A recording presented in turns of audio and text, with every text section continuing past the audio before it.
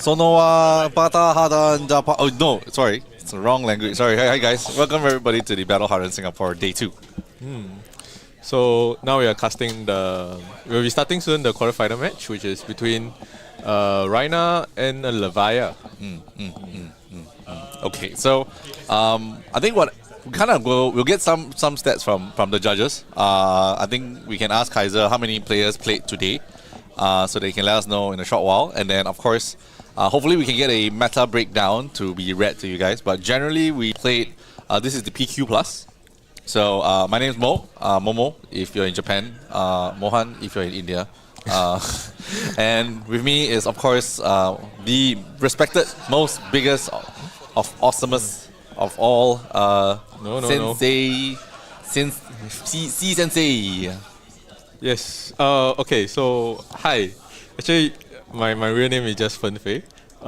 Just yeah. So he's shy.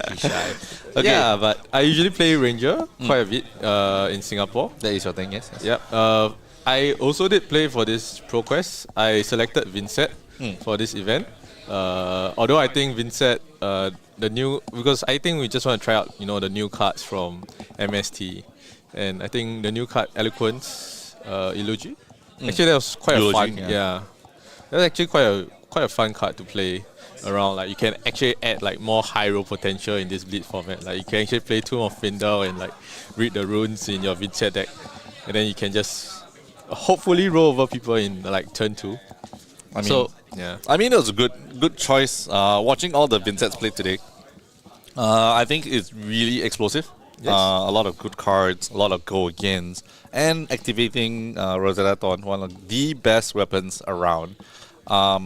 So, Mr. Sensei, what do you think?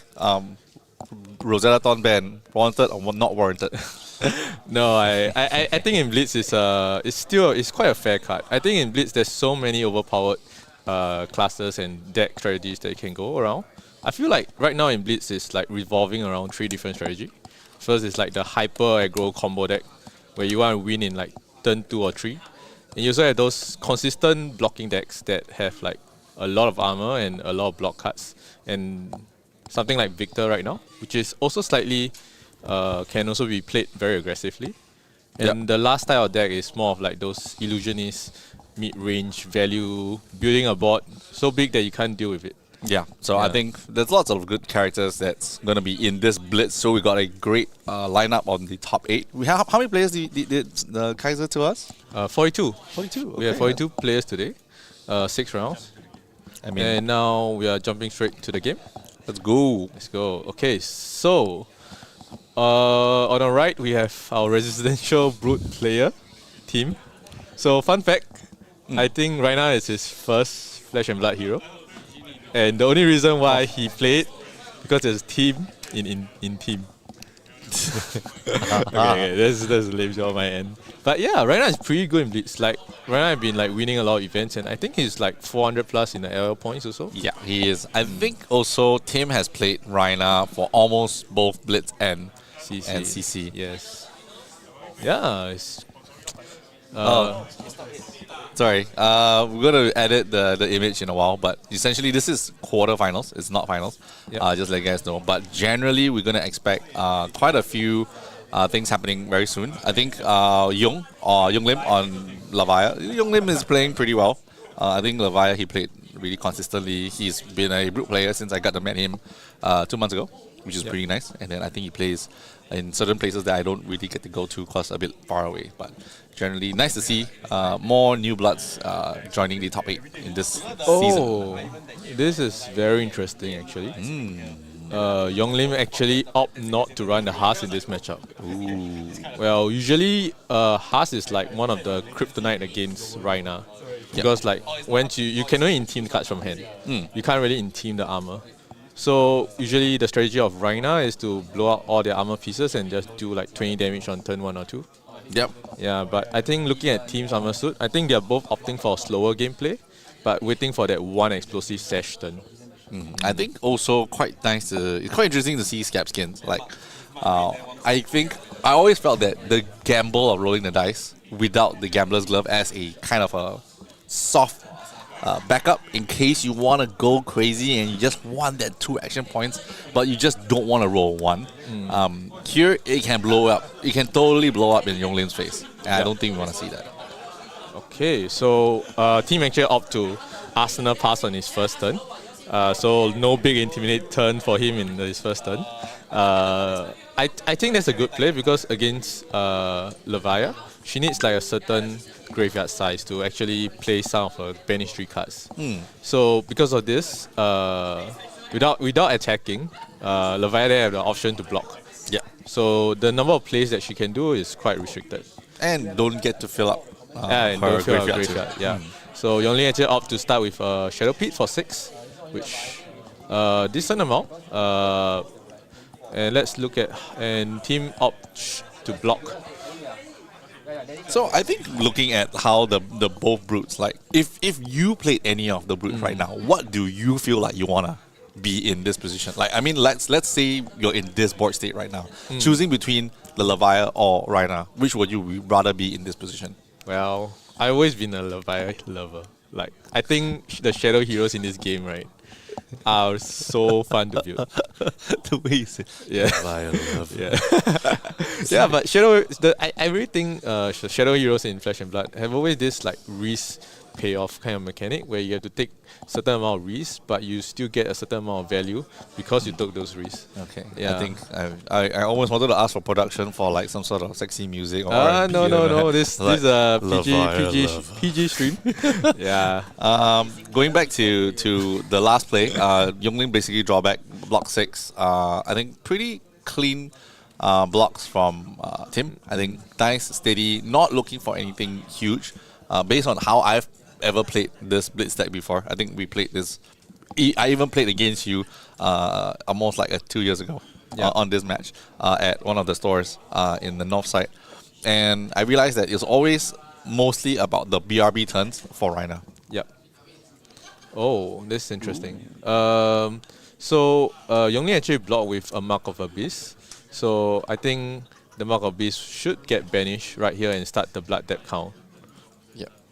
Looks like...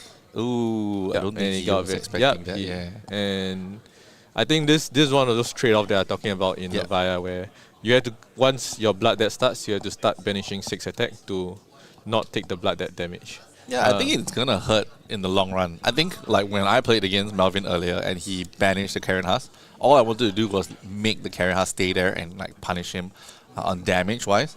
I mean, I didn't win that game, but I think the point was like right now, it's Yonglim's on a ticking time bomb. It's gonna slowly take away life that he doesn't want to lose. And right now, throwing a single claw, is it gonna be good? I think. Yeah, it's not a good. Yeah, it doesn't look very good for him. I think looking at the card in his hand that he didn't play out, it's probably a card that it doesn't block. Yeah. Yeah. So, or it could be something that he doesn't want to block. And looking at what he pitched, it probably is not Blood Rush Bellow, but probably a 0 block. Maybe actually, like a Centipede or Diabolic Offering. Actually, I know what it is. Oh, what is he flipped it just now. Oh. Actually, he kept the Beast Within. But he blocked with the Beast Within just now. He blocked with the Beast. No. Not is that Mark of the Shadow Beast? Mark of the Shadow. But the card that he kept in hand was Beast Within. Was Beast Within. I think that's a huge gamble that he's going for. Is it a good huge gamble? I don't know. I feel I wouldn't. Well, I do feel like, I don't think. Well, I mean, going back to what we were saying, like I think right now, if he threw the Beast Within, I think the hand will still be the same. Yep. You would still, but I think it'd be slightly different because you would have swing the Mark of the Beast, send it to banish zone, and you still don't lose. You won't lose the Blood Debt. So like, right now you can look at the Mark of the Beast. It blocks 3, but right now it takes 1 more damage off you. So technically it's a block 2. Yeah. Yeah. If you look at it in the long run. So right now this swing big coming in, you could get value of having the Quicken. Wow, very nice shiny Quicken token. Yeah, I think the game was surprisingly slow. I feel like the team is also quite known for more defensive playstyle kind of right now, where it just your turns are very dependent on how much you can deal with your blood rushes. Yeah. And his pitch zone, he pitched looks like a pack hunt and a sandpacking. Yeah. So pretty good. He's been sending really decent cards down. Certain good blues, blocking pretty well. And here we go, Graveling Growl, Scabs, and gets a free ka-ching. Yeah. Quicken token. Okay, it looks like 2 Graveling Growls. Yeah, 2 Graveling Growls. Yeah, Graveling Growl is really good right now with the new Shadowbound Horror. I feel like you can play a kind of playstyle on Levia where you block early with Graveling Growls and then you loop it with the Horror. I've been praying. He passed the turn. I've been waiting for a Shadow Realm Horror triple banish on stream. All day. Yesterday, whole day I was praying, can we put a Levia on stream? Can we watch that happen? And then I was like, please. And then like, no, there's 2. I want 3. Yeah, I mean, that's the dream, but I always feel like I think Levia have like some very tight deck construction issues. So like to do that, you need to like block with 3 6s and then you go for it with the Shadowrun Hover. Oh, is that a... That's a first. Is there a barraging? It's a barraging something. Could be blue. This is gonna be painful. Yeah. Without the Karen Husk as a interim block, this doesn't look good. Oh, Pack Hunt. Pack Hunt. Okay, nice. Pitch stacking more blues. So team is opting for the double in team. So he is like hoping for like a 0 block or very high value card in Yonglim's hand that he choose not to block. So in this way, he's chipping in the damage. I think it's not a bad line of play because Levia actually runs a lot of 0 blocks right now. Yeah. And I think that was a great play. Like, if we look at it from a general perspective, barraging means you can't scouring. Yeah. Then you try to overpitch, leave some resource there, and then... And whoa, hold up. There's actually 2 float right now in team's pitch zone. I'm not sure, but he might surprise us, or he's just trying to like fake, you know what? Psych moment, like here you go, pummel. Like, but then who knows? Maybe knowing Tim, I don't think he would, but like again, maybe it's like a new deck tech just to punish people on taking a card. I think Blitz is very punishing. You got 20 health, not a lot of armor. Not all classes have like a huge fridge, and in this situation he's gonna take 5. Yeah, Yonglin choose not to block with the second card, so the barraging actually get full value there, and yeah, and let's see what Yonglin trying to do. And you're right, he actually hold a Beast Within in hand, so maybe he's trying to play for the Blood Rush, discard Beast Within, kind of high roll turns. And right now it's 13 health on him. Does that mean something? He can't, right? He can't go into consume. Wow. Yeah. Okay, he gets to use the Quicken token provided by Tim. Thank you very much. Free ka-ching. Quicken. Yeah, swing big for... for 8, go again. Do you want a Quicken back? It's like, let me give it back to you. Yeah. But it's not detrimental for Rhinar right now. I think there is no major problem, even if Tim took this 8 right now. 1 card hand, 1 arsenal. Would it be something else? Would it be 6? I think he can easily block 6. There is enough block value on his armor set to stop the other attack right now. So I think you can easily block this, get a free quicken, and then maybe even take the next attack and still feel like you're in the lead, because 7 health lead against Yong is very valuable. Yep. So I think right now, since both players are playing this slowly, as in the pace of the game, not the actual play speed. I think they play recently well, but usually this style of play, team is actually committing a lot of armor here. So he might actually have a very big turn coming out soon. I can't really see because of the glare, but I think right now, getting good value out of the sash right now is great. I think if you 5 card hand, pop the sash next turn, who knows? It could be a huge blowout turn. It might go crazy. Yeah. And I think it's something that, audiences and everybody in the crowd also kind of want to see. Yeah. I wouldn't say this is a misplay, but most of the time in this value game, you want to get the most value out of your flashback. Correct? And I think the turns where you actually get the most values are like the Blood Rush turns. Yeah. Because stopping a Peach could either means like stopping a Claw or even the last attack from the Brute player. Yeah. So team choosing to commit the flashback here, I guess he's really trying hard to protect his hand, or in the sense that he's trying to. He's also blocking out here also. I mean, I saw a blue in Tim's hand, so I'm heavily thinking he's gonna either play the card or send it down. But getting a free quicken, that's one. Sending the card that was in Younglim's hand into Tim basically is telling me you can't do anything else. Right. It's just shutting you down on a turn, not taking any damage. I still have 7 health. I feel good. I feel great. I'm still have the rest of my armor set. I'm feeling like $100 right now. I think if you play whatever, it's going to be good. I mean, if you think about it, if the last card is a Peachable card, you're actually blocking 5 with the flashback, which is still respectable amount for such a powerful equipment piece. It could even be a pitch, the card that you hand in hand, just to claw for 3. But I think essentially, yeah, you're right. He saved 2 and 3 health, so it's 5-point value from the helm. Yeah, and looking at like Yongling's deck list, I think his list is actually very interesting. Do you know that he only have 6 non-6 attacks in his whole deck? Which ones are two Reckless Swing, 2 Art of War, and 2 Blood Rush. The rest are all 6 attacks. Oh, he really, really likes the Shadow Realm. So his deck is really building for the Shadow Realm Horror Blinds, and even the Sash line also. So I think, I mean, I wouldn't say it's a bad idea. I think sometimes you are quite constrained with the blue because you only run 7 and most of your cards are like 3 costs. Yeah. But once you manage to hit the blue and maybe like play stuff out, 2 for 6 go again, you crack the Sash and can have a very explosive turn. Yeah. Yeah, I don't think team knows about that because that actually sounds quite scary. Oh no, he hit the Art of War.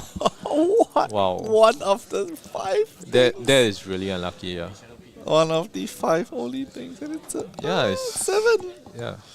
7, no GA. Looking for players for on-demand draft. Anybody wants to draft Mistveil, please raise your hand. All right, so I think Yeah, I okay. won't. hey, hello, excuse me. You have a Yes, job yes, here. yes. Hello. Okay, so but going back to let's say while they're blocking right here, I think so. In terms of like in this build, like how much respect do you think that you would give this deck? Like, are you gonna if you're playing like a Levia mirror, like do you think you're gonna make something similar like what Youngling has done? Okay, so I do feel like I wouldn't. Okay, so for starters, I'll say that I think the deck is quite interesting. Like in the sense that upping the 6 attack counts does increase the power of Shadow Realm Horror. But I think if you do in this direction, I think you need to cut certain cards, like all the 3 core cards, like Sandpacking, Endless Maw. Those might not actually goes well with your strategy that you want to do, because they are actually dead card if you don't draw a blue. Yep. And if you are only running 7 blue cards in your deck, I think there's an issue. Yeah.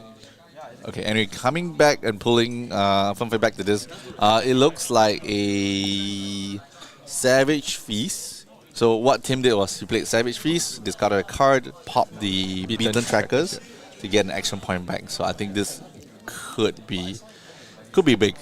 Yeah. I think very good value if you use a Scouring Flashback now. But I don't think so because like 2 card hand, 2 resource, you can easily play out another card. Yep. So, like I said, since both players are playing this slowly, I think once when usually in this game when the life gets low enough, in this sense, most of the time, the winner is usually the deck with the more efficient lines of play, the more efficient 2 card hands.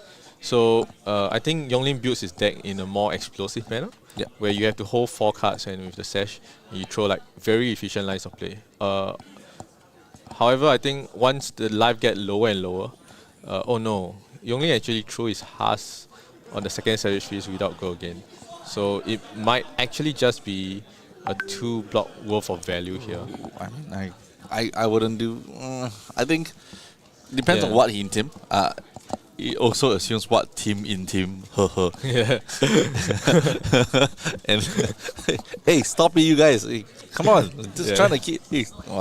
Hey, fun dad jokes. Okay, come on. Okay, anyway, back to you. I don't think that's a great thing to pop. Yeah, I think but- one card and Apex and Scaps. Yeah, feels like a little bit better. Yeah, but the issue is Reckless Swing. Reckless Swing is such a powerful card in Blitz. Yeah, doing 4 damage through blocks means that you cannot go too low in this format. Yeah, but blocking 2, take 4 down to 3. You're not dead. You're not gonna dead. die. Yeah, from forcing to play around the second Reckless Swing, which Mm. I think is the alright spot. Yeah. So I think so far okay. Yeah, but I think going down to 3 and keeping a 3-card hand and 1-card answer means that you only have to go off this. huge. Yeah, you have this to go turn. off huge. You have to at least push team to block out of his cards, or hope team actually draw some very weird hand like double reckless and Yeah. reckless and some swing below's hand, But where he can't really do anything. so far I've seen one reckless get pitched down. Yep. And this is the rough shot that also got pitched down. So I think he could draw into the next one, but at least if he used the reckless here, I think Youngling still gets a turn again to try to go nuts and try to be explosive, to try to pull back this slight deficit. And I see there is a pretty It's- sizable card. Yeah, it's a pretty good hand. I think I saw a pulping there, yeah. and I think CNC, uh, Barraging, BRB, and something else in Arsenal. I think it's a Boneyard Marauder. So yep, Youngling is opting the to stash. crack the stash here. Okay, good call. I think this is he has only this turn to go off. Yeah. I think Okay. team is looking quite happy. It's like come on, he wants to put the item into his graveyard, increasing the amount of hits, misses that Yep. could happen. Which is something that over these last 2 days, watching C Sensei playing Levia CC, it's been fun. Not very lucky this. I lost 2 mirror this weekend. Feels so bad.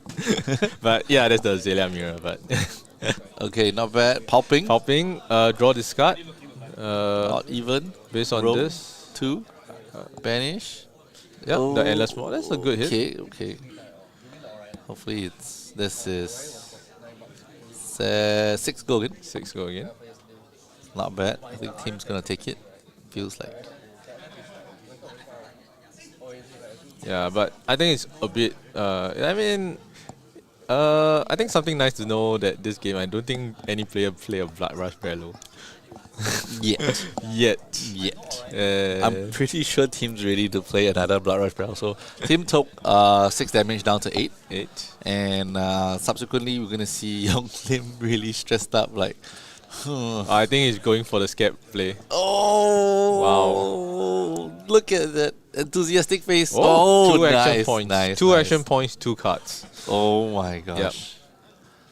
Could be one go again. Could it be Savage Feast? So the last card in his hand looks like a Boneyard Marauder for 6. Oh, So I think the match damage he could have done in this turn, if his arsenal is like a red Grabbing Growl, yeah. there is a 6 into 3 into a 7. Ooh. Yeah, I think that should at least force 2 cards out from team. Yeah, I think he could live for another turn. Yeah, and One. team. One miss. Okay, hit 2 hits, 2 hits. Okay. So he's alive. 6 go again. So now team actually on this hand, he need to also start to think about blood of Reckless Swings. Yeah. Yeah, I think If he takes 6 here, what if Levia actually plays Reckless Swing? Ooh! Closes the game with Tim's usual signature of using the Reckless Swing on like a couple of his games for Blitz. yep. So I think dangerous 6 here. I think Tim really wants to keep his hand. It would have been great if he had a few more blocks, but I think not too dangerous. He's got good 4 blocks on the table. Yep. So that's 4 health, and then there's going to be one more swing, which I assume probably is going to be a swing. What else he has in there? Swing big? Could be a swing big. Could Like be there's a few very good cards that you can play after this. So I think the max damage is 10 with a claw into a grabbing ground for 7. But the next better one should be like Endless Maw for 9. The 2 pitch and banish 3 cards from the graveyard. Yeah. So if you hit a 3, it's another 9 damage. Yeah. Okay. So you opt for the claw. So it could be a 1-cost attack. Oh, it could be. It could be the Graving Growl that you were just saying. Yeah, it could be a grabbing ground or centipede or maybe another Boneyard Marauder. We won't know. Oh, no, it could Yeah. be. But actually, even a Boneyard Marauder will happen because it costs 0. Yeah. It's great. Wow. Oh, Sick. team is blocking for 2 and he's Number not 1. opting for the value. Oh, it's 7. 7 Graving Growl. Grabbing ground. Oh I think team had to commit 2 cards in this spot. Oh my goodness. Oh Yeah. my goodness. Oh my goodness. I think the first card there. Then there's a Blood Rush Bellow in team's hand. Yeah. I think I think he wanted to play, but now at first the game was kind of in Tim's tempo, and now we realize the true magical power of what Levia is in Blitz. Yeah. Oh my goodness, 1 sash turn. 1 sash and 1 scared roll. Let's not forget about that. 1 sash and 1 scare Let's- roll let's- totally turns the entire game upside down. Yeah. And it's also like Tim's down to 3. If he takes 1 here, Tim has a gamble for the rest of the game. Yes, not playing around and not playing reckless swing. Not And play- you know what would be funny? That if both players know they both run 2 reckless swing, they might say no attack pass turn, no attack plus pass turn. Claw. Oh, they can't even claw. They can't even claw. Cool. They can't even do anything. Yeah. Ooh. Tim. Okay, team choose to block with Okay, 3 he cards. maintains his 3 health. He knows it. He knows it. He's not. Yeah. He's like, no way am I gonna do something. Yeah. Not I think another thing to note is that he pitched the Blood Rush to play the That's the something burrow. Barrage. Rawhide Rumble? No. I think it's a Rawhide Rumble. Yeah, the Rawhide the one Rumble. with the new card with the beat chest. Yeah, it's Yeah. a rawhide rumble for Or 6. 6, yeah. I think there's also one thing to note is that team actually blocked the Apex without getting the Might token. So it loses a bit of value here. Especially when things are this close. When everyone is playing like 2 card hands, every damage matter. Yep. Yeah, so like if team actually managed to block with the Apex just now, with another 6 attack, 7 and 6 actually matter a lot because there's like reckless swing range. Yeah. Yeah. I think the 7 especially. I think if I also saw in Yongling's hand, he has the Shadow Realm. Yeah. I think the Shadow Realms are ooh. Choose to block with the Shadow Realm. Yeah. Oh, and Yonling choose to take 1 Go down to 2. down to 2. Oh no. Yeah, I think. Wreck the zone. And there's actually 2 cards in Yonling Blood deck. Oh no. So I think a lot of plays in his deck are restricted. He's either. Oh, he got 1 more. He got 1 more Shadow Realm. Yeah. Yeah, He one got 1 more Shadow. He's going for it. He's going for it. Oh. Red. double red Shadow Realm. I think that's one of the issue with Levia right now is that once your blood deck starts, the play lines in your deck are very limited. You Yeah. have to play banish trees. Ooh, 1 fail. 1 fail. Team is very good at finding the crab Oh, bubbles. nope. So it's here for 7 go still again. 7. 7 go again Oh. is still respectable. But yeah, all Young wanted, I think, was 1 banish. Yeah. Keep alive. You get the 7. Team has to respect by showing the Apex and 2 cards. I think there's a downside to being this defensive. Yeah. I think the downside was I felt Tim had the opportunity to go off, even though he didn't fully use his sash. He didn't block his sash really late. I think he could have blocked it earlier and then subsequently pop off and close a little bit earlier. I think he could have closed the game a little bit earlier. But, I mean, at the point of time, who would have known? Who would have known that Young had this huge turn coming and then next thing you know, Tim's in this dilemma of like trying to stay alive. But I think in this situation, Tim feels pretty healthy at 3. The Apex still alive. Young has 0 armor. Tim has that 1. It's gonna be great. He just blocks well. I don't know. I mean, if I was in Tim's position, I would just keep blocking. Yeah, I think one of the outs right now is the reckless swing buff, the bluff. So like, are you willing to take the card down and hunker down and do it? And guess whether I have the reckless swing the next turn. And every turn you just make him guess that it's. Do I have it? Do I not? Do I have Yeah. it? Do I not? And then I think with the blue and no mercy in hand, I think the safe play for Team here is just block with 2 card and with the apex, don't take the damage, get the might and swing the show no mercy. Yeah. I think that's a kill. I think Yeah. because we also know that there are a couple of no blocks in Levia decks. Like we know that he pitched down Wild Rights. We know that he pitched down maybe even 1 or 2 other cards that don't really block. So there's a pretty good chance of him to have a no block in the next few turns because the pitch deck should be Team is risking it. Oh, I don't think this is correct. Oh no, bro! But if he wanna give him a chance, so be it. Like Youngling's like, bring it on, baby! He blocked with the Blood Rush too. But sir, And he's not even getting the effects value from this. sir, Yada. Yeah, I think with the show no mercy in his hand, Oh, it might be another barraging. It's a barraging in his hand. Yeah, and that's the intim too. So if Yongling if team managed to guess the wrong 2 cards, a reckless and a 6 attack, Yongling actually have a chance to come back from this. Oh no reckless. Oh, and there are blocks. There are blocks in this hand. This is bad. This is bad. Okay. Here we go. No mercy. No mercy, and Banish it's one more. really good with barraging because Yeah, 2 card left, block with 2 card plus 3. I think he's dead. He win. And No he reckless. found, and both players found the barraging. Plus 3. Blood Rush Velo in the end, and unfortunately chose to block with them. Yeah, the game goes to gambled, team. man. Oh my goodness, gamble paid off. Oh, Wow. You know what might be crazy? oh. So if Yongling is actually at 1 and then he somehow managed to draw the reckless with the Blood Rush, the Beast Within, and maybe kill himself from there. Oh, I mean, that was a very close game. Oh, I that would was real say. close. Like both players not drawing their Blood Rush Bellows the whole entire game and using that power card just to block.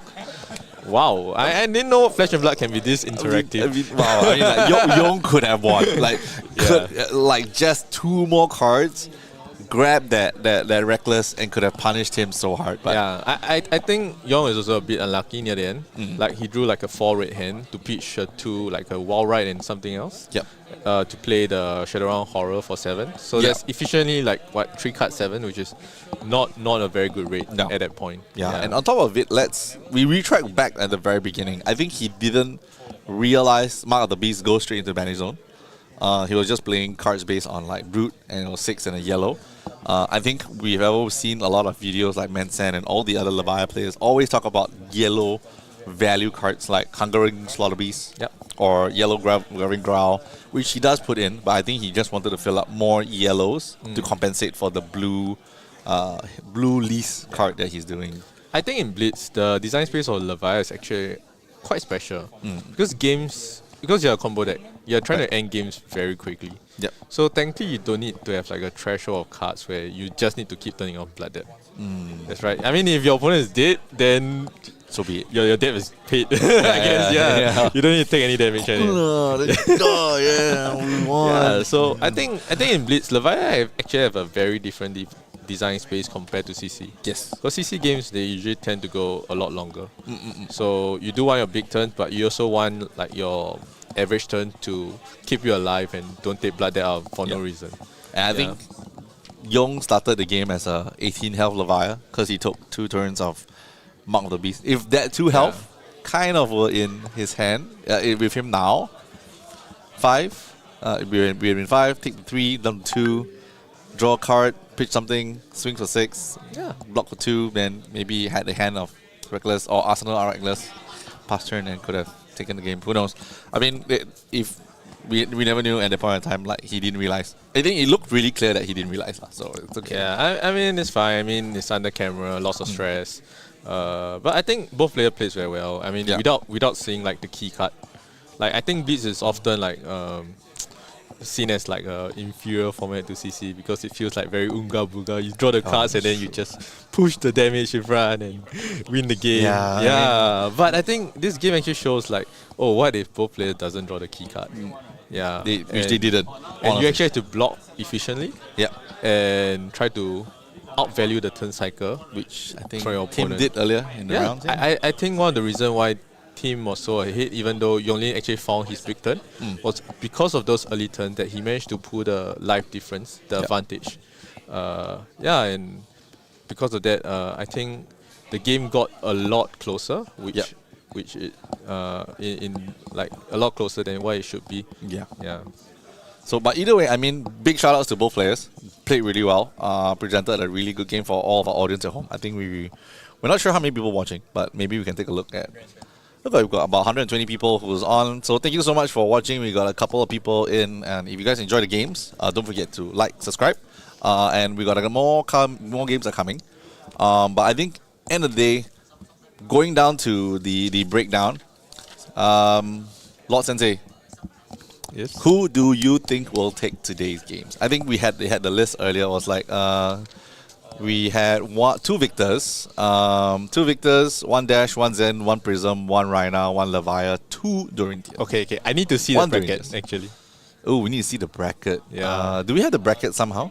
Prism one. Yeah, that's as far as we know. The other Okay, as far as we know, we're watching Zen, Nicholas playing against the victor. So that's one end. I think Chu Heng won with Prism, right? Yep. Yep. Then we also Seb is also playing against somebody else. So I Mark. think we don't Mark. Mark. So Mark's Mark playing is on Dash. Yeah, that's Yeah. gonna be a rough game against Warrior. Yeah, I think. Quite unfavored. I think once against Warrior, once you're, especially if your deck doesn't run D-React, I don't think you have enough space in Blitz to add in like D-Reacts and like a transformational sideboard. Yeah, I don't think so. So I think Mark's deck is more like a full boost, high octane kind of play. And go for it. Yeah, And 40. go for it. I think if Mark can find the lines, like if he can high octane twice in the game, It makes the game. Yeah. he probably can win the game. But I think without the reacts and once you are out of armor, I think the matchup gets a lot harder for the Dash player because the Dory can keep getting the second swing value with the Dawn Blade and a hero ability. Because you can't boost if you're blocking two cards. Yeah, that's right. Yeah. So, I mean, either way, I think we're not too sure what is the latest round two, but I think so far we're seeing our post-birthday boy, Eng Chu Heng, going into semis very soon. We also seen Tim going into semis. That's not going to be a fun match for Prism if the bracket was in that end. We're not too sure which is which, but we'll figure it out in a short while. So the other game I think is quite interesting. It was Nicholas, Nick Wong, Nicholas Wong on Zen, and Mike Tong on Victor. Yeah. I think just saying Zen might be the best ninja into the Guardians right now. I think Zen right now is like this child of like Katsu and Phi. like he got the Phi armor and then he got the Katsu combos. This is the iconic C Fen phase, like stir fry, cook. Yeah, then like, and okay, just saying. cook some more. Yeah, Yes. yeah. I think the Zen deck is nuts. Like I think right now,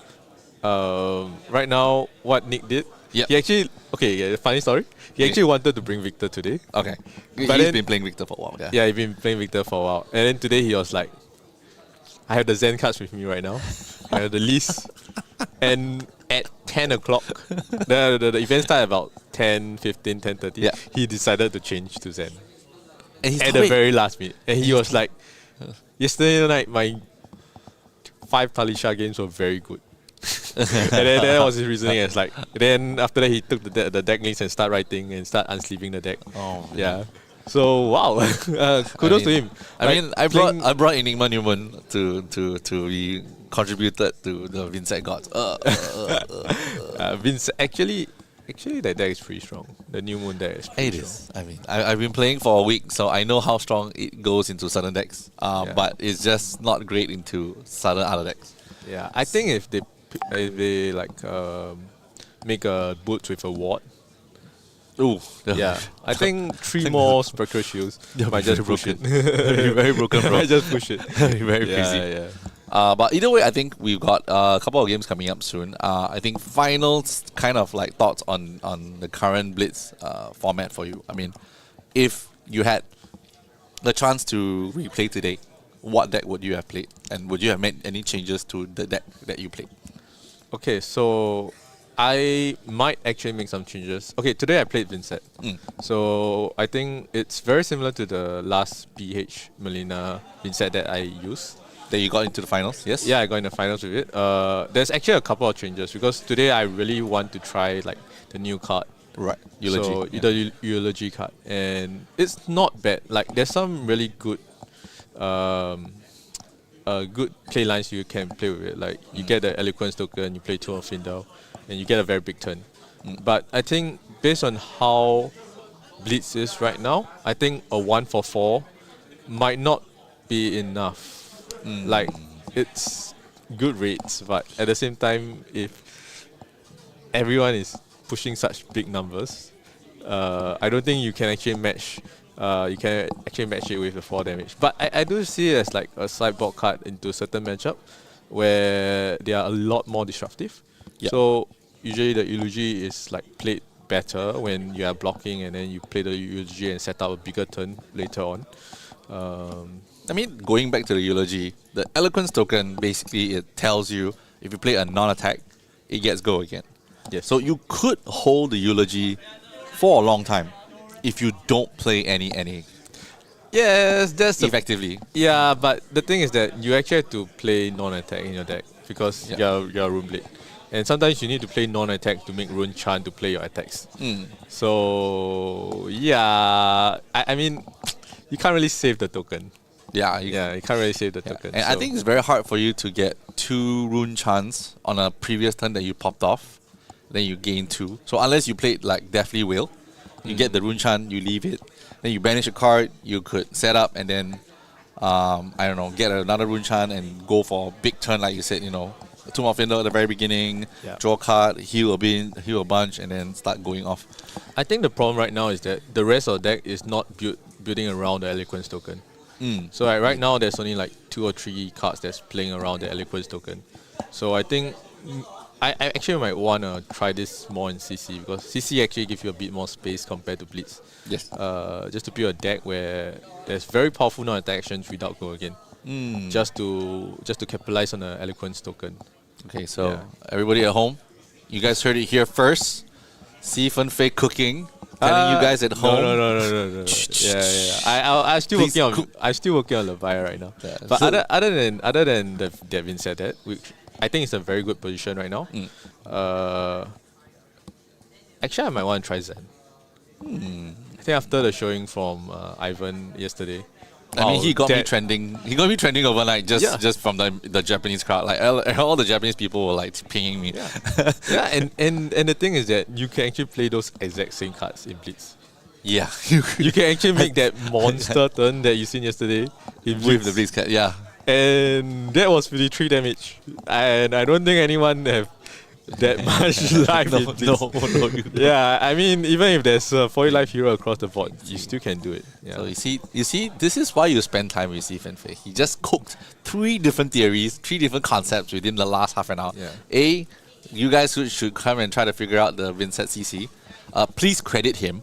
No. Credit I him. mean, I haven't have a list yet. He gave you the idea. It was like inspired by this stream. Please watch this video.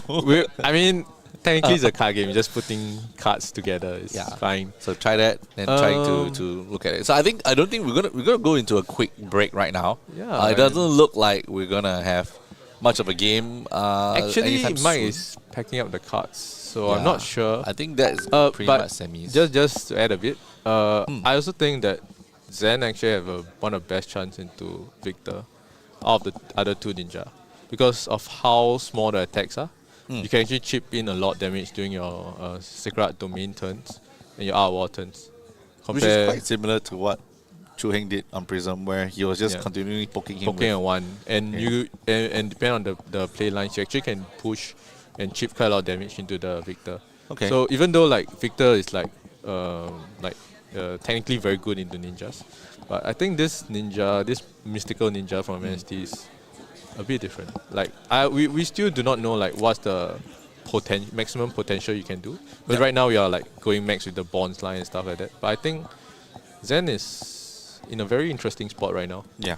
I mean, he has good equipment and equipment suites that actually give you cards that let you fire off. So Helm gives you 2. The feet give you 1. You got a Shuko that gives a +1 that you could use for a later block in the later game. So you can drag a bit while you slowly chip like what Ivan did to Gabriel yesterday. Yeah. You've got the armor Kasaya, which is going to give you resources every time you transcend. Yeah. And he got 3 resources from 3 transcends. So if you Orihon and do that nonsense like yesterday, you have a pretty good chance, like what you're saying. And I think usually in decks, we can't really build a very big ceiling. Like usually the ceiling for decks are usually things that are already in design in the game. What we can usually work on is the floor. Yep. So right now, I think the issue with Zen, I think yesterday's final, was that once when Zen couldn't find the big turns. Okay. Okay. All right, so we're going to get a Prism game. We'll find out who the next casters are when Nick helped me to write it down. Okay, so we're going to bring Kaya and Gordon in a short while. All right. But other than that, I think we're going to be expecting a Prism game. So while they are chatting and whatnot, we'll try to keep you guys entertained. In the meantime, while we get them seated down, I'm not sure what's the commotion going on. But other than that, I think going back to the Zen, game design wise, opinion, like, do you think Zen is built in a way where they knew what was going to happen? Prism Victor. Okay. Wow. So, rematch. No. Mike. Yeah, it's a Mike. rematch of. It's the other Mark. There is 2 Marks. There's only one Victor. There's only 2 Mike. There's 2 Victors. Oh, there's 2 Victors. Yeah. So that Victor won against Seb, and then because they are both called Mark. Who did Mark pair against? Mark didn't pair Seb. Not the one called Mark. It's a different Mark. Oh, Mark paired Chuing and Chuing. Oh, I see. Okay, so one called Mark paired Chu Heng and Chu Heng won. Yep. Who paired Michael? Zen. Nicholas on Zen. Nick played against Michael and Michael won. Yep. And then Tim of course won. Hey. Hey Greedy, hey come. Hey, we got an interview with. Hey, come. I need to try to find a way though. Actually, just give him chair. Yep. No, don't. Okay, I can share seat with Stephen Pei. I'm a bit skinnier.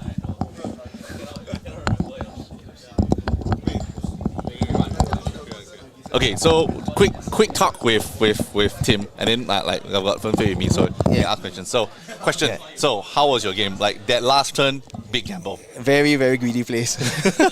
After the game, I go back and check my group chat. Everyone's scolding me. They're saying, you can block this way, you can use your equipment, you have so much armor left, just going to use and block out, blah, blah, blah. But greedy place. That's why we play Brute. He took a gamble, he pulping, and then he started rolling scaps after that. And then I was like, oh, really? Then he wrote scaps, wrote 4 2 action points, and then he booked slash, and then he went for the big turn. So I was like, since you already took a gamble, it's my turn to gamble on you for the last turn. we were watching it. Yeah, we were just watching. Because he had 2 reckless. I think only 1 came out really early. Yeah, so there was a chance that he still wouldn't draw the second. And even if he did, I had 2 intims coming. So that was the game plan. I mean, we saw that in your hand, yeah. 25% to 33%. This guy is really trying to get out. So even if he had a reckless left in the hand, I'm hoping the last one is a brick as well. Okay. Yeah. But let's go back to some of the earlier interesting incidents. Yeah. So you checked in with his mark of the beast. Do you felt that he blocked wrongly? I think so. Yeah, we talked about it at the end of the game. He did block wrongly. He forgot that it went to the banish. Ooh. Yeah. But it evens out in the end because my beast within took 3. He took, I think, like 3 from the blood debt as well. So it was balance out. Yeah, it was balanced. Brute balance.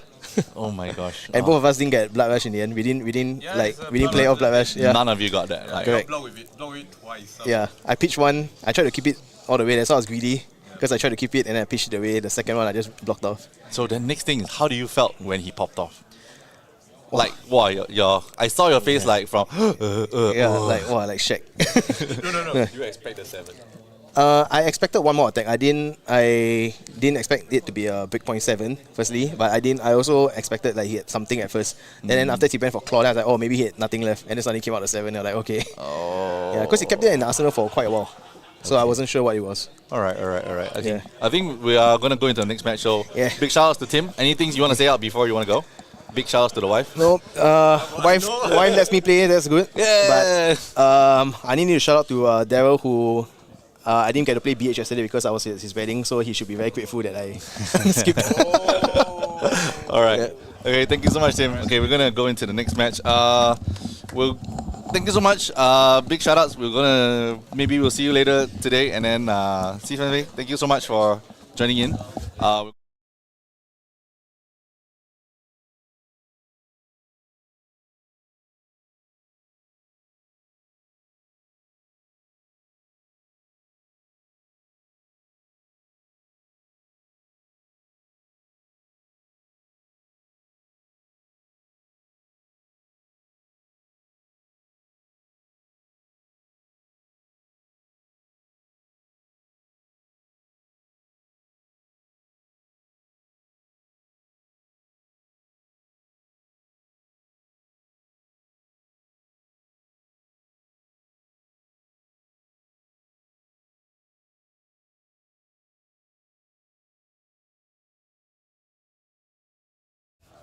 Well, hello, welcome back to Hardened, not Hardened, but PQ Plus Singapore. We're now heading into the semi-finals. We're gonna have a good game for you.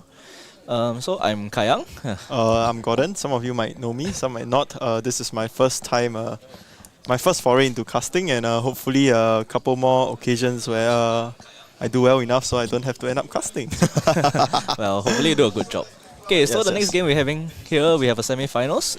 We have our local legend, Ing Chu Heng. Yep, his birthday was yesterday, so Yes. if you guys didn't know that yet.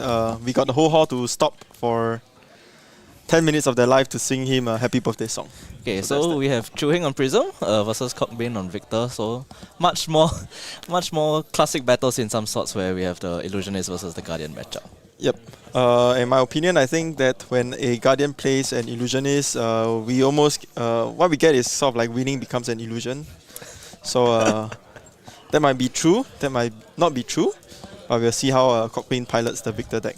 I would say that with Victor, it's not that bad in this matchup, especially in Blitz, because when you're launching big attacks at the Prism, at 20 life actually, when you're launching big attacks like Thunderquake or Spinal Crush, it's almost like half their life.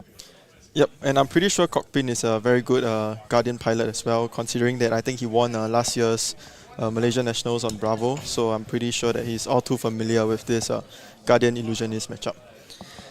Chu Heng's piloting Prism is more of a defensive list. It looks more like he's trying to include new cards such as Restless Coalescence. I think it functions pretty well as a defense direction, or like more of a card that protects himself for Ward 2, as well as being a yellow and a card that can...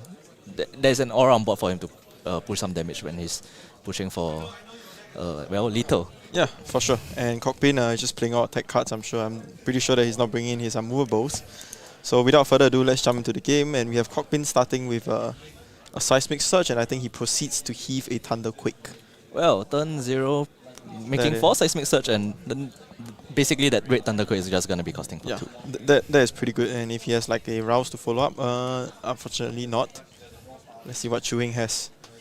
He starts with a Miraging Metamorph for 7, so it does present a Phantasm attack for 7.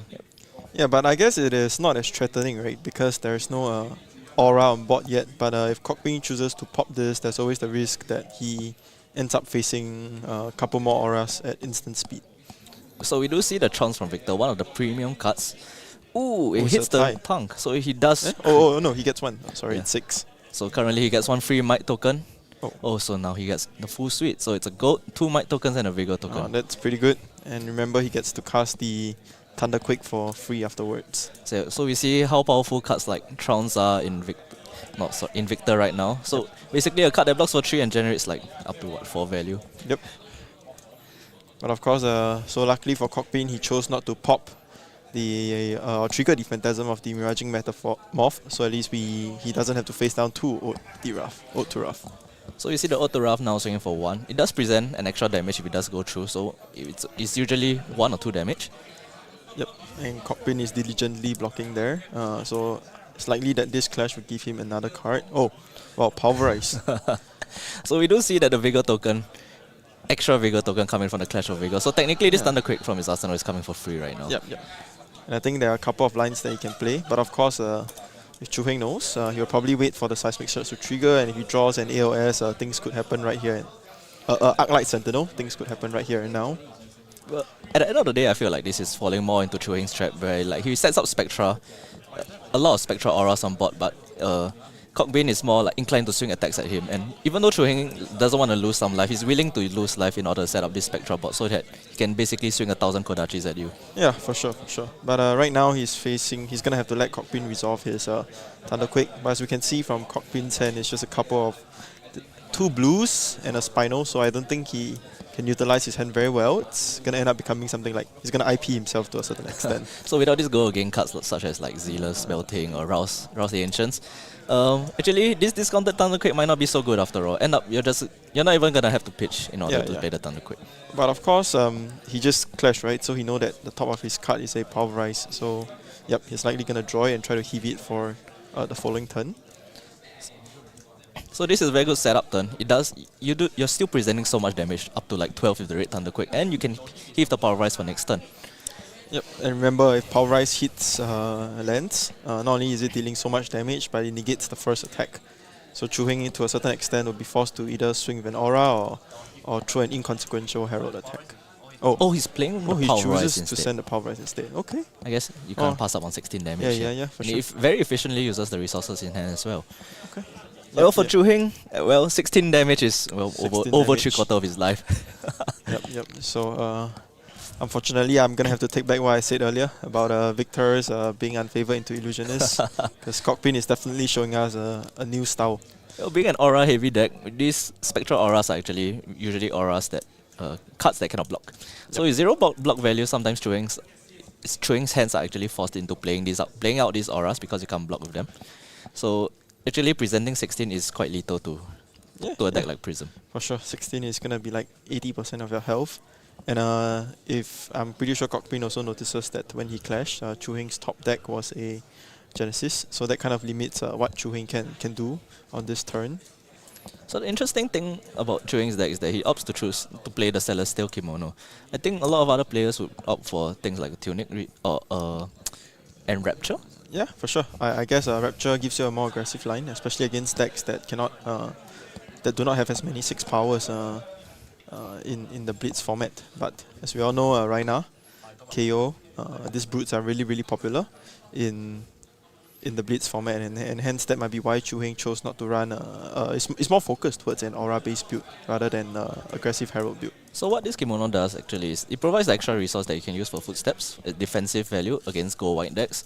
Against tall decks such as the Guardians, you can use the extra resource to actually play on an aura. Because the yellow auras do cost for 4, and with off a blue and the 1 extra resource you get from kimono, you can actually just play it out with 2 cards. Yeah, for sure. So in this case, we can see Chu Heng intelligently blocking for 10, and he's likely going to use the extra resource to trigger to bring out his Genesis. We'll see whether he does have the card. Yes, so he does have the Genesis and a blue in hand. Yep. So with 2 auras on board and a Spectral Shield, he's feeling pretty good, especially being able to block such a big number for 6. Up of the 16 from Pulverize, he managed to block out, I believe it was 10. So now with 3 auras on board, he's feeling pretty safe. But as we can see, Cockbane is going to ramp up the aggression because he's drawn Rouse the Ancients, which is pretty good. That is, can you imagine if he drew this Rouse in the previous hand? How much damage you have done right there? But with this Rouse the Ancients, most importantly, he has the Seismic Surge token. Yep, for sure. So you can play the Rouse the Ancients into the Thunderquake, especially with this, I believe. Oh no, he cannot. Oh, sorry, it's a He's red unable choke to do slam, it. yes. Yeah. So it looks like he's just going to follow up with an Unautors after this, and the Thunderquake's just going to be sitting there looking pretty. And I guess from Chu Heng's perspective, he's just going to have to block out and type through the onslaught and wait for a turn where the Victor stops hitting so hard. It's a pretty good hand for Chu Heng. He's coming out with all these block trees, all these War-Tune Heralds. Well, being able to block out, especially on Victor's aggressive turns, in order to preserve some life, in order to get some incremental value of his auras. Yep. And in this case, we're going to see Chu Heng trigger the Genesis at the start of his turn. And if he draws a yellow, he's going to be able to at least send some damage in. So triggering this Genesis, drawing a card as well as creating a Spectral Shield. He's back up to 3 auras on board. And every aura is now presenting a 1 or 2 damage, which is very significant, especially with the Ode to Wrath. So Ode to Wrath is one of those rare, very aggressive auras. Most of it, like Merciful or Parable or Genesis, they're all very defensive auras, allowing you to generate some value. Yep, he did draw a blue, so these are all Kodachis coming in for 2. So they're no longer Kodachis. They're probably like the what's the Zen weapon again? What do we call that? Kakara. Yeah, and so now they are Kakaras. So off 1 card in hand, Chewing has managed to generate 2 life with the 2 Spectral Shields as well as present 6 to 8 damage. Yep. So pushing through 6 damage right now is very important because it does close the life gap a lot. Yeah, and for sure, and I think Cockpin is put into a very, very difficult spot right here, right? So if we see if Cockpin chooses to clear any of the auras, be reminded that these auras have Spectra. So what he's doing is that when he clears an aura, he's basically passing the turn back to Chu-Heng. I think it's very unlikely that Cockbin wants to clear any auras unless he has a lot of go again. So he does not have 2 blues in hand. He ends up he has a yellow and a blue. So all he can do is just swing the disable for 9. Yeah, and just in this case, Chu-Heng does not even have an arsenal. So this disable is just not going to do anything. So but he chooses to block 6 from hand? 8 in total. Yes, with preserving the 2 Spectra life. Shield. Okay, he's triggering Genesis, he draws. Okay, let's see what Chu-Heng chooses to do. Okay, here we go. We're going to have a Kakra again. So we do see this very standard play. It's a very, as you said, it's Prism versus a Guardian is always a very classic battle. So you're always just swinging your auras and presenting as much damage as you can. Yep. And in this case, it is the bot seems to be... The life does not look like it's in Chu-Heng's advantage, but all Guardian players know too well that in this case with Genesis on board and Ode on board, Cockpin is a pretty tough situation unless he gets to close the game out. So we do see a Dissolve Reality on the top of Chu-Heng's deck. That's a new card that it's only been released recently. I believe it's during Dusk to Dawn. Yep. It's a card that's been making its way into Prism decks as a block 3 yellow. It creates a Ponder token on both sides as well as putting all cards in all arsenals to the bottom of the deck. It does prevent a lot of decks from setting up against you. Yep, for sure. Yes. So being able to prevent them from playing out their perfect 5-card hands, you manage to preserve your board in a much better way. And in this case, Cockpin has a Thunderquake stuck there and he does not play it out this turn. Chu-Heng could actually get rid of it. Oh, okay, he chooses to play it out. So it looks like he's finally playing out the Thunderquake that's been stuck there since turn 1. Or this Dissolve Reality is just being used for block value right now. Let's see if Chu-Heng... Oh, he does not choose to commit any more blocks. So it looks like there's an Arclight Sentinel in Chu-Heng's hand. It's one of the most important cards in this Prism matchup, and it's probably one of the cards that many people have been calling bans for. Yeah, for sure. The AOS card is definitely not fun to play against, especially if you're a Go Tor deck. And I'm pretty sure that Chu-Heng is a really good Illusionist player, knows the best way to utilize such a card. So Chu-Heng draws another yellow off the Genesis, allowing him to really present so much damage on this board. So if Cockpin chooses not to block, we're looking at 10 damage, 10 at least, and 10 more on the following turn. So technically, if we're looking at life totals, Chu-Heng's life total is at about 13. And Cockpin is actually just... Oh, are they updating it? Oh, is it? His about 11 because he has 2 Spectral Shields, if you think about it. So Chu-Heng is now looking to arsenal this Arclight Sentinel, and what he really wants to do is he wants to play it out on his own turn instead of the opponent's turn. So he wants to play it out on his own turn so that usually he will pitch a yellow for this, so they can present so much damage as well as basically time walking the opponent. Yes, indeed. And of course, in some other ways, if he actually drew the ALS on the turn where Cockpin had 4 Seismic Surge poppings, he could respond to this Seismic Surge and play out the ALS to protect himself from that 16 damage turn. So it looks like a red Thunderquake coming for 10 right now. Chu-Heng's hand looks like it's with 2 blue auras that blocks for 2 and I believe it's 2 Heralds as well. One of it is a Wartune Herald and the other is a Herald of Triumph. So this hand blocks pretty well. Although pitching blues for his Arclight Sentinel will not provide him with a lot of damage next turn, it looks like he's inclined to keep the Herald of Triumph right now. For sure. I think that we have to remember, in this case, he still has the 2 Spectral Shields to buffer his life, and that still puts him at a really, really healthy life point. So it feels like with off this Genesis and Haze Bending, Chu-Heng is just generating so much life right now. Yep. And if he gets to play the AOS, he's gonna basically get to time walk Cockpin for a turn. Okay. Well, it looks like, yes, he drew 3 blues together with Arclight Sentinel.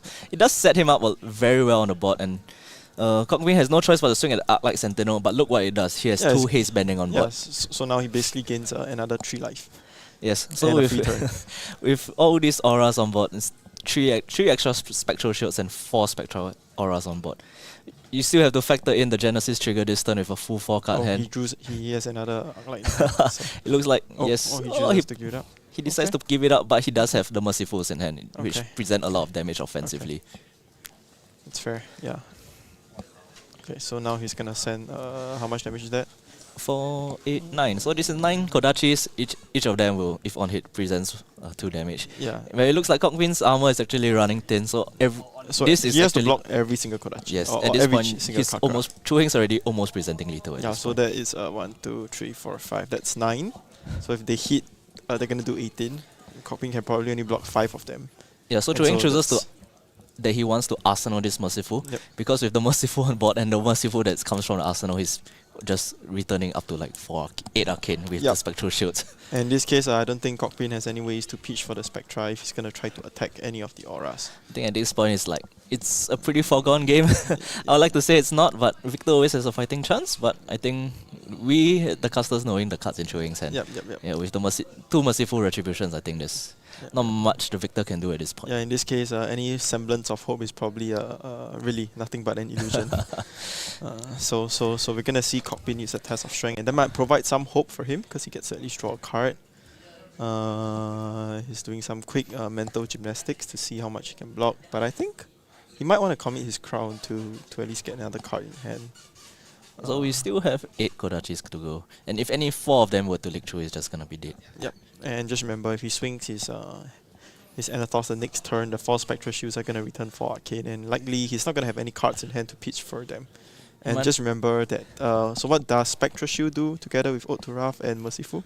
So if you cannot pitch for the Arcane, basically the Arcane damage that's dealt by Merciful becomes 2 damage because you can't block the Arcane damage, and Ode amplifies it from 1 to 2 damage. Yep, so you have Kakras on your turn and Kakras on your opponent's turn. So he's blocked 2 auras at this point, and he has another 7 swinging at him. He cannot prevent. He needs to be able to block at least 4 more of these 7.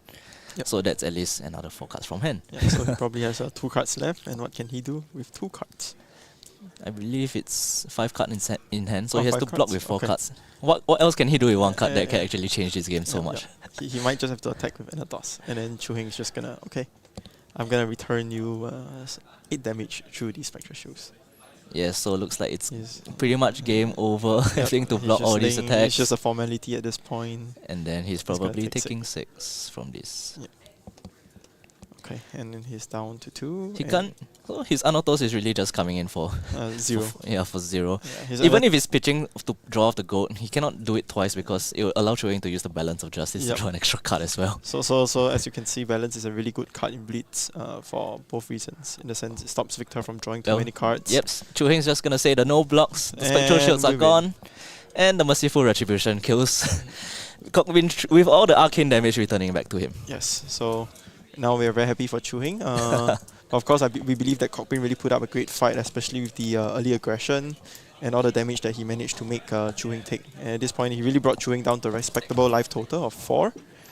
And I think if we have some chance, we might try to get them to come on stage, to come up to say a few words. Well, it's great to see local favorite Chuhing making it to the finals of this PTI event. for sure. It's been a long time since he made the finals, and as far as I know, he has not won a single finals yet. So fingers crossed, this might be the first finals that he'll ever get to win. Oh, I mean, no, the first finals that he'll win. Okay, so it's nice to see Illusionist actually doing well, not just in CC with Enigma, but it's actually doing well Even in in Blitz with Blitz. Prism. Yeah. And it's not even the new Prism, you're going old school in back to Monarch with the OG Prism. For sure.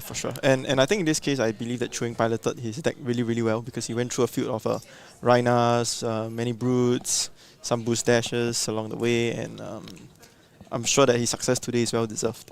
Okay, looks like we'll be taking a short break because the other semi-finals is still ongoing. Okay, Yep. we'll be back with more, especially with just the finals. Hopefully, It will it'll be an be exciting Chuhing game. with Prism. It'll definitely be Chuhing with Prism. And on the other side, we have either Zen. Either Zen or or Rhinar in the Rhinar. semis. Yep, Okay, so it'll be interesting matchup. We'll see you later. See how it goes. Yeah. And we'll catch you guys later. Take care.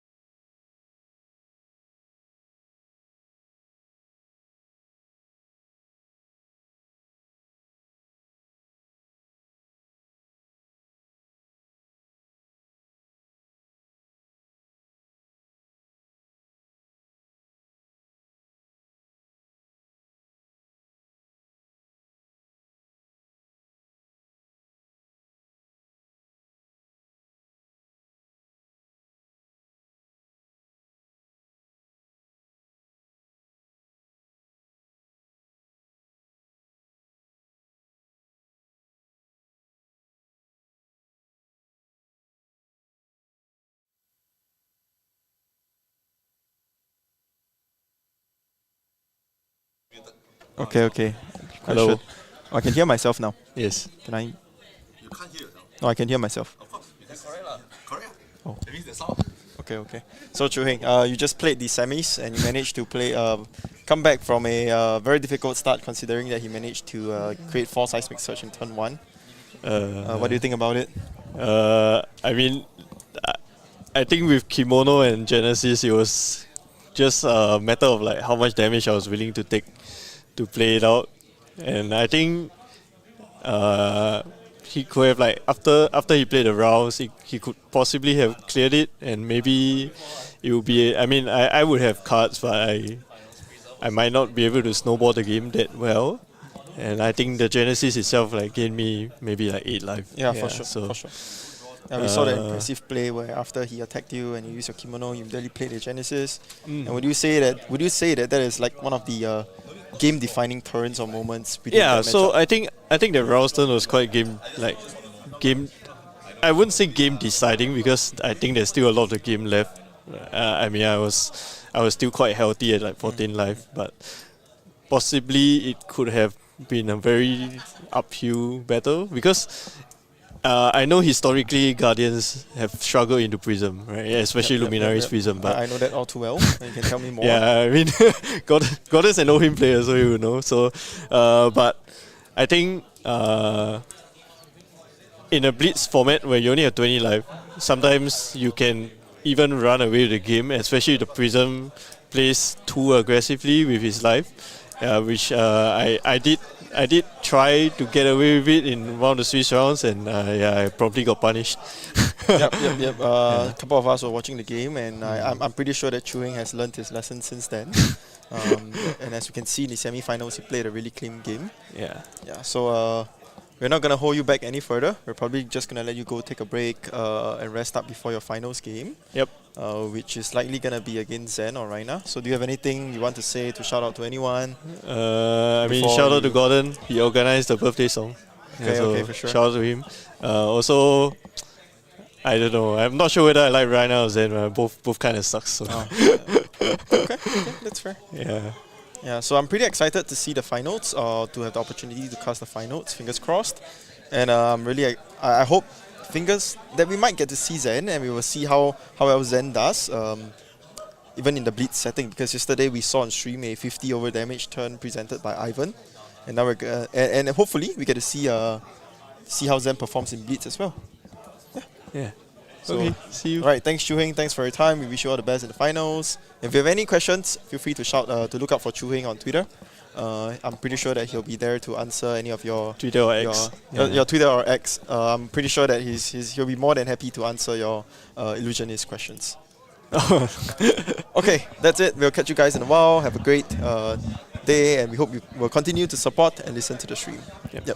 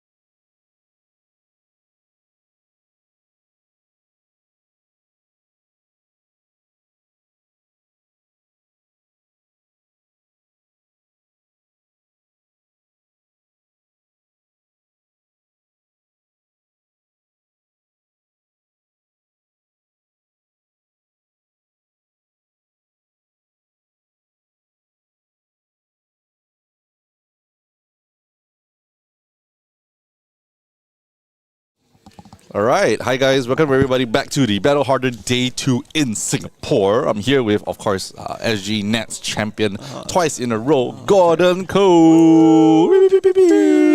Okay, that was a last year thing, and this year we are likely to crown a new national champion. Hard to I say hope. though. I had to say. Okay. But what we haven't right now. Okay, just for updates for everybody, Yep, and we've seen the screen. There's still a battle between Tim, who was playing Rhinar, that you guys watch on stream. Yep. And then we also have Nick, who's playing Zen. Yep. So how do you progress when you're watching it, Gordon? So as we can see right now, I think it's probably the final turn. Both players are on single digit, and Nick has just taken the last bit of damage and used his armor to go for his, the big Zen combo turn as we know it. Exactly. So I think once that end up, we're going to be seeing the finals. I think be it both gentlemen, they're pretty much going to be going straight into the finals without thinking so much. And of course, we're going to be wrapping up the finals very soon, and then there will be our final game of the day. Yep. So, but recap, we're going to go back and take a look at how did we progress from our day one, from our brackets from like top 8 all the way until where we are right now. So, Gordon, let's take a quick look. So we started one of our earlier matches was Sebastian Lim playing Dorinthia. And then we have Cockpin on Victor, who we saw in the top 4 just now. And on the other side of bracket, we have Mark, who was playing a Boost Dash, and we have Chu Hing, who was on Prism. So obviously, Chu Hing won by a slither of margin. He managed to somehow fatigue the dash. And then that is how we ended up with the top 4 game between Chu Hing and Cockpin, which was streamed earlier. Exactly. So, and then of course, from the other side of the bracket, yeah, we've seen Timothy playing Rhinar earlier. You guys, that was the first game with Yong Lim. So your thoughts? I mean, did you get to manage to see that match? I think I was wandering around, playing a couple of drafts, having fun at the side event. But of course, I heard it was an exciting game for sure. Yeah, it was. I mean, Tim took a huge gamble. Like we had on our interview, 25% to 32%. He was gambling whether he was going to have the Reckless. Yong Lim didn't have it. And then, of course, when I spoke to Yong Lim, he said that, he kind of misplayed with the Mark of the Beast. He didn't want to block that. He could have saved 2 health. Tim lost 3 health from Beast Within. Ugh. But normal. Rhinar gives, Rhinar takes. Yeah, and then finally, we have Nicholas playing against Michael Kufong. Yep. So, of course, so Nicholas was playing Zen.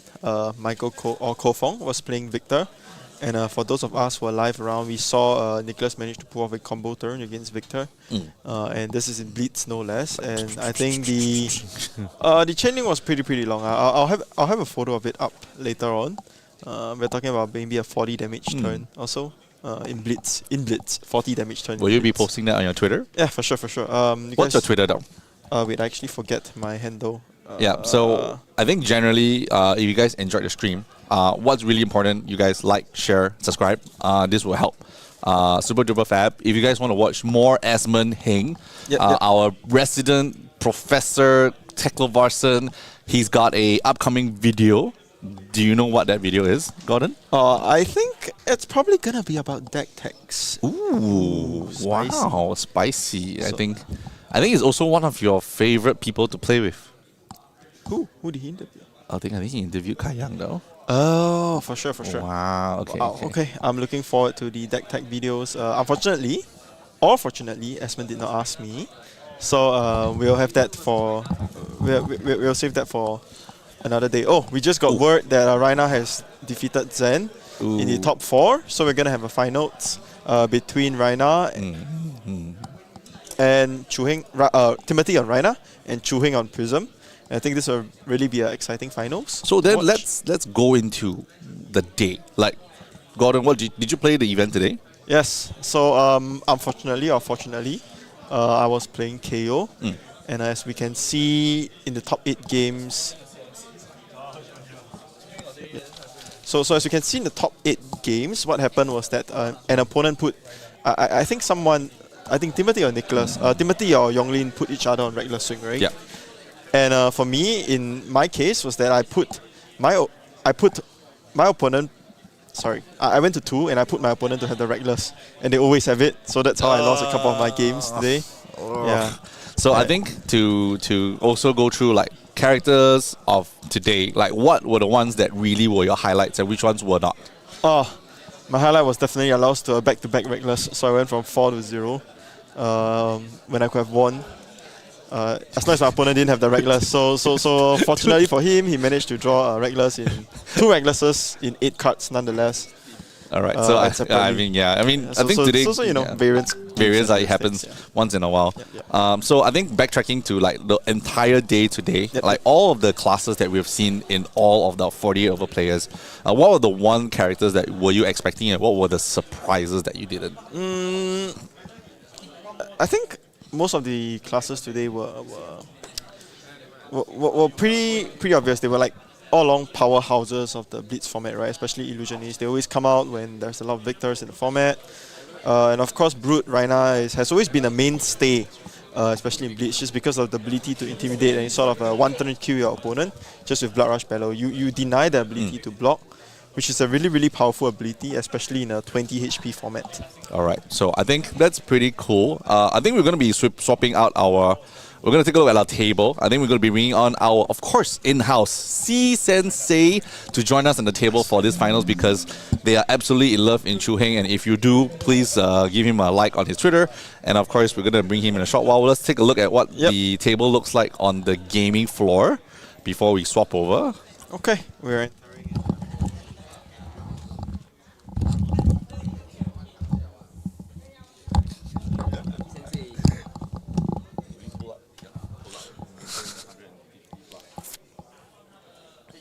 What are you tweeting?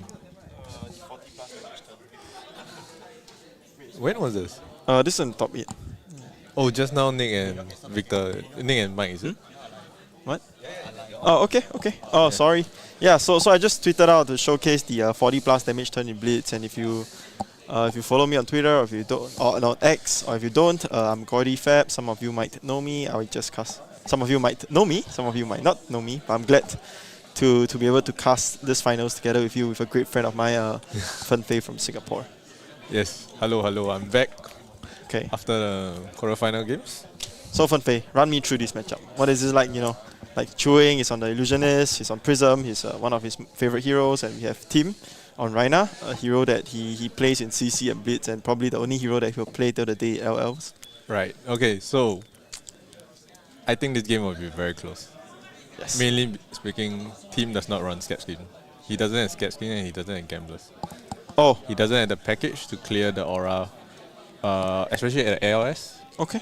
Yeah, I mean, if Chuang just have a timely ALS, he could stop the Blood Rush turn entirely.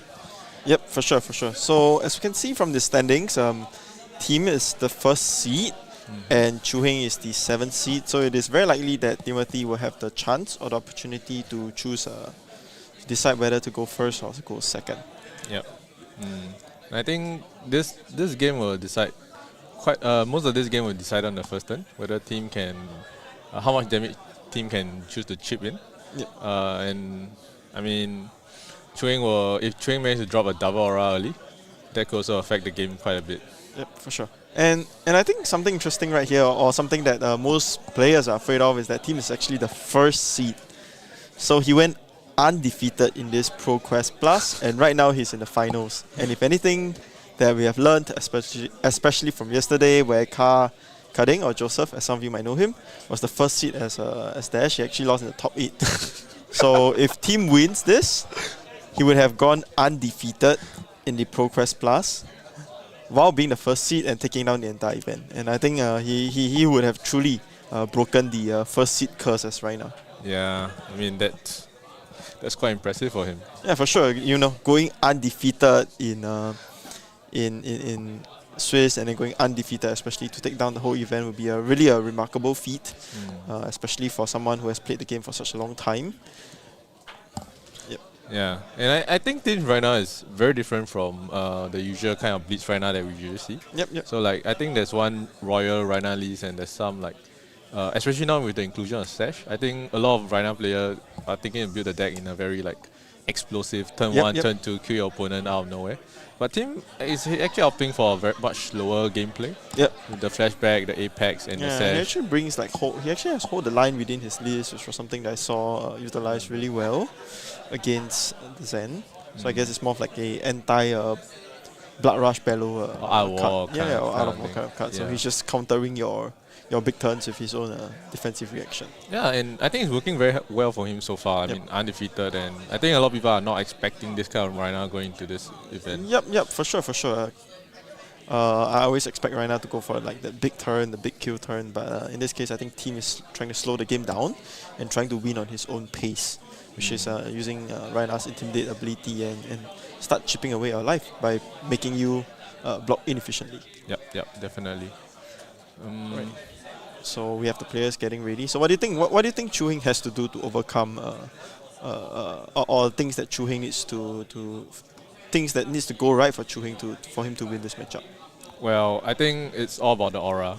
I think heralds that have Phantasm are easily blocked out by Rhinars because there's so many 6 attacks. For sure. So I think right now, regardless of life, we're about to go live and we have their deck list right here. Yep. Okay, so in this case, we can see that Chu Hing only has one face down equipment, and that's likely to be his chest piece, and we're looking at either the Celestial Kimono or the Empyrean Rapture, and I'm pretty sure he's likely to load the Celestial Kimono. Yeah, that's what Fen Fei has said, where this is likely to be more of an aura matchup. What do you think about what do you think about Tim? What do you think he's gonna wear? Okay, so there's a few options for Tim. Like, I'm not sure. Like, actually, he could actually run it in a more like aggressive way. So he probably will bot out the Sing Below. No, we're talking about the his equipment. Yeah. Oh, right. So usually against Prism, because of Merciful, you really want to have like one slot that's for Arcane Barrel. Yeah, if not, the Prism will have a game plan to start the game and slowly kill you through arcane damage. I think bear in mind, Fen Fei, this is a 20 health format. Do you think the game will last that long for Merciful Retribution to have an impact to do 20 damage? You know. I mean, of course not. I mean, you're chipping damage with other swords, especially for the aura. You can keep chipping for one. I mean, the choice is between the Nowrun Burst, Nowrun Glove, or the Apex Boombreaker. Okay, I have a feeling. I have a feeling right now that we're likely gonna see Team run the Apex Bonebreaker, given the fact that he's likely gonna, try to end the game real quick. What about you, Fen Fei? I think, okay, so there's a few downside of running the Apex. Like, if your opponent is just building a board of aura and not blocking with the Apex, means you won't get the might tokens. Sure. So at that point, you might as well play a Nowrun Glove. Okay. So this event is an open deck list. So I think there's a few ways that the Prism player, Chu Hing, can actually slow down games just by throwing like threatening auras like Eruditions or War Tune Heralds to like force out a card out of team. So yeah, you're right. Team is running the Apex Boombreaker in this matchup. Without further ado, let's dive straight into the game and we'll take a look at who has decided to go on the play. Probably team. Yeah, from the looks of it, let's see what team is gonna do. Yeah. Right. Okay. Oh, Chu Hing is very prepared his hand. Okay, Chu Hing is getting ready, when in Blitz especially, I have this habit too. I don't really like to look at my hand because they're like, okay, we're going to start intimidating. Right. If you're playing against Rhinar, there's a good chance you get cards taken away from you. Is that a Blood Rush Bellow in the team? Is there a Blood Rush Bellow in his hand? That's the third one. Oh, we see a Blood Rush Bellow in Team's hand. Wow. And I think this could be lining up to be a really explosive turn, but there's also a sink below. Yeah. Is that a sink below that we see? There's a sink below. Oh, that might be affecting him. Oh, no. Oh. Okay, team actually choose to pass the turn. Okay, that's a very, very Arsenal. disciplined play. Okay, so Chu Hing has decided to play Genesis on his own turn. Yep. And if anything, we have seen the power of Genesis in the previous game where Chu Hing was up against Cockpin of Victor, where Genesis basically helped him to overcome and win the game. Yes, I mean, every turn you draw a card and then a shield is like tons of value. Yes, for sure. Yeah. And I think it's interesting that team actually bought in Sing Below in this matchup. Yep. Yeah, because it's it doesn't really add to this aggressive plan. Yeah, in this aggressive game plan. So there might be a reason for it, but we'll find out. Yeah, I think there's also a chance because like how tight the sideboard slot is in Blitz. I think it might be like a one-off kind of thing where you have like no other slots to put in. Yep. Yeah, it might not be very efficient here, but it still can actually like block a Herald if you don't want to commit a 6 attack to it. Yeah. But let's see what team chooses to do here, because he has a Blood Rush in Blood Rush in his arsenal. He has a Sink Below in hand, which does not seem to be the best combination of cards for sure. Yeah. And actually, a good question here is like, will you actually throw the Sing below on this one attack? Huh, that's a difficult one. Yeah, So it because depends, right? You could actually convert this Sing below to a peach later on for the Blood Rush Bellow. Especially if he has two blues in hand, then that'll be fine. yeah, because I mean, you're definitely gonna Blood Rush Bellow the next turn anyways. But you also don't want to have the Sing below in hand. Okay, he decides not to block. So let's see if Chewing will follow up with Herald. Oh Wow. no, he just chooses to play an Aura. This is the fabled double Aura Prism turn. Yes. So I guess like team start with the Blood Rush Bellow and Chewing start with the double Aura. I mean, Okay, that's fair. That's fair. I think they roll pretty well together. Yeah, for sure. You know, let's see what team chooses to do because he has a Blood Rush Bellow in his arsenal. So he might have to go for a big turn here, and considering that he does not have Scab Skin Ladders, this could put him in a very difficult spot for sure. Okay, Yeah. he chooses to read Haze Bending, and he will soon realize that by clearing Haze Bending, or by clearing Genesis, he gives Chewing another Spectral Shield. So let's see. So what will you do here, Fanfei, if you were a team? Okay, so I can't really see the cards in team hand, but usually I'll tend to if I don't think the turn is big enough, I'll just clear the aura. Yeah, for sure. Yeah. I mean, if I have caps in might roll. yeah. That's fair. I think he has a wind up in hand. I'm not too sure whether he has a wind up. Yeah, or I not. need this card. Okay, yeah, for sure. So he chooses to. Oh, interestingly, he chooses to keep the Sing below in hand. And he chooses to pitch a pitch a CNC and a swing big. Yeah, so there's probably a series of unfortunate draws for Tim. Yeah, and especially like doing a Blood Rush Barrel turn, you really want to pitch a blue. Oh, he has drawn a pretty good set of hands. He has a Sink below. And a Beast Within. He has a blue, right? and a blue. And that's the most important thing, right? You see a blue, a Blood Rush Bellow, yeah, and Beast Within. and a Beast Within. And like you see in this case, the Sink below seems to have served him well. He was able to sink a card that he does not want, and he draws into something. Oh, he draws into Barraging Bronhide. Oh, that's even better. Yeah. So I'm pretty sure that team is gearing up for his huge turn right now. So he's probably not going to block this. Yeah, and of course, like it's up to team if you want to take the 50-50 Beast Within discard. Yeah. Or just go play it safe and just block with the last 6 attacks. He could always play out the barraging. He drew a barraging. Oh, is it a barraging? Oh, it's a barraging. It's a barraging. Oh. So I'm pretty sure that he's just gonna end up. He's gonna play out. He's definitely gonna play it out, and in this turn, hope to be able to burst Chewing down from a high life total. Yep. In this case, we're not too sure whether team wants to commit his armor to blocking this card, but we'll see. So Fanfei, would you have actually used the scouting flashback on the Spectral Shield? No, I don't think like I on think the second last Spectral Shield. I think this turn is like this game will go quite a while because I think Rhinar holds most of the tempo unless Chewing build a very massive board. Yep. But I think one very interesting thing is that Chewing choose not to Arsenal the Sing below. Okay, that's fair. He's probably sure that team does not play Pao Ping. Yep, that's something that we do not see in Timothy's list. But the Sing below actually goes very well against the barraging. Barraging beat down, but unfortunately for Chewing, he does not know what we can see. Yeah, and so I'm pretty sure that if he chose to keep the Sing below there, I think it might have helped him. But he have sort of IP himself by keeping 2 cards in hand. Yep. Alright, so we see the famous or the infamous play of Blood Rush Bellow discarding Beast Within, where it's not really random. Team takes 1, takes 2. Another Beast Within. Okay, another Beast Within. He took 3 damage. Actually, I always feel right. If you took anything more than 3 when you discard Beast Within, it's actually like not very good anymore. Yeah, for sure. So knowing my bad luck,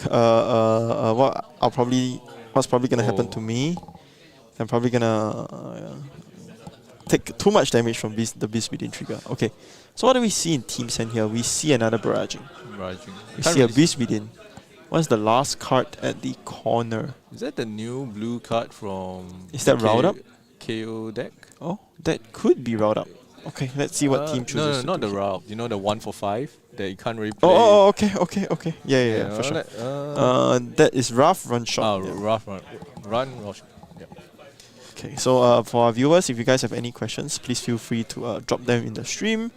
production team is watching it, and we'll try to get and we'll try our best to answer you guys. Yep. He's gonna intimidate another card, and Chewing just sits there like, oh no. Oh no, not keeping that sink below in the arsenal is so huge here. But it's fine, it's fine, it's fine. You know why? Because Chewing still has the balance of justice. Right? He still has a balance of justice. But he won't. But he have to choose between the 2 blocks. He has to choose between the 2 blocks. Or the +7. Or the +7. Yeah, and I think in this case, he might. Oh, what is in his hand? I saw a glimpse of a sword shield earlier. Oh, wow. Oh. I saw a sword shield in his hand earlier. Wow. I think Is the last card a sword shield? You know, is it a sword shield? Is it an unblockable card on its own? Okay, so as we can see, this is the huge Rhinar burst turn, where you are forced to keep 3 inefficient cards that you cannot block with. And you're kind of like forced into a different line of play, right? Yep. As you can see, Chewing has 1 card left in hand. He's going to crack the balance to draw something. Let's see, what did he draw? Okay, what are the 2 cards that he has? It looks like a blue and a social. Okay, that's fair. Yeah. No, he's probably he's just yellow and a social. Okay. Okay, and he has blocked that. So now it's up to team, right? Whether he wants to crack the chess piece, which is 1 point of value. But if you think about it, in this case, it's representing 7 points of damage because of Blood Rush Battle. Right. And it's not just 7, it's like, I guess you can call it 7, but it's like 1 point of resource and 2 more damage from Blood Rush. For sure. Yeah. So we'll see whether team chooses to keep it or chooses to save it for a later turn. Because bearing in mind that he has beaten trackers, right? So this can be used at any time, but he chooses to play it out to get 7 damage ahead.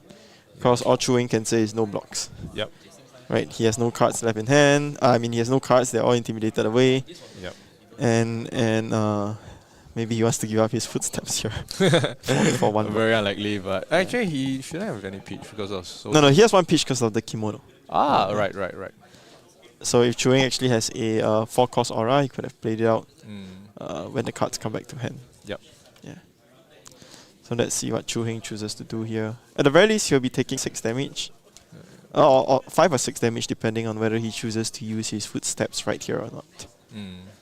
Yeah, but as we can see here, team is choosing to attack and ignore the auras, or in this case, the haste bending that's on board, because he deems it to be not as important as the Genesis. Yep. I think that's really crisp play coming from team as the Rhinar player. Yep. I mean, at such a low life total, I think just going to Faith, closing the game means that the aura is not able to generate the value it intends over a shortened amount of turns. For sure. Okay, let's see. Team has a pretty good hand. I think he can intimidate twice, if not 3 times. Let's see, what does he have? Okay, but of course for Chewing's side, he's choosing to attack with the haste bending for 1, and I don't think he's gonna block. This is the most obvious play that's gonna happen in a long time. Yep. Take 1. In this case, okay, if team wants to mitigate damage and IP Chewing, he might choose to use his scouting flashback here. Right, because he has a Pack Han, Aja wind up, right? Yeah, and it's pretty good right now. Yeah. So what he can do in the next turn is that he can intimidate 3 cards away from Chew's hand. Yep. And force Chew to take the full onslaught of damage. But that's provided that Chew does not have he does not get to keep Sync below in Arsenal. Oh, and speaking of the flashback, he really does it. Okay, and in this case, does Chew have a 0-cost aura, or is he forced to pass?